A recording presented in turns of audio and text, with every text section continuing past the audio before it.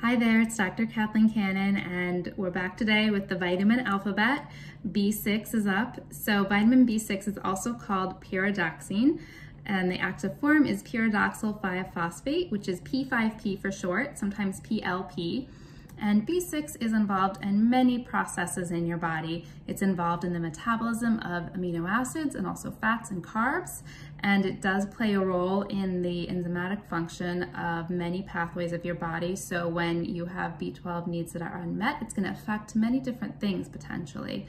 B6 is also involved in the methylation cycle, which in a general sense is like how your genes turn on and off. Deficiency in vitamin B6 can lead to many different concerns, including issues with metabolism, as it's deeply involved in the metabolism of amino acids especially. And it can also B6 deficiency can also lead to changes in the skin, things like dermatitis, also cracking at the corners of the lips if you've ever seen or experienced that, and other kind of skin mucous membrane changes. Neurotransmitters are also certainly implicated. If your vitamin B6 is low, it can cause changes in your mood and also your cognitive status. In addition to that, it can lead to certain types of neuropathies. It can cause some numbness or tingling. Interestingly, having too much B6 can also lead to those symptoms of numbness or tingling in some individuals. It's more rare, but that can happen, which is just an interesting side note. Microcytic anemia, B6 can be a factor there, and B6 is actually correlated with increased IBD, irritable bowel disease, and also with elevated CRP, which is an inflammatory marker. Both IBD and CRP have a large inflammatory component to them, which is significant to think about given B6 and what it does in the body.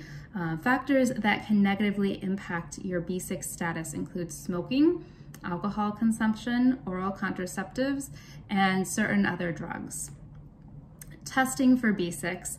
There are blood tests that test B6 directly. However, they are not reflective of your body's B6 status in really the way that would be helpful clinically.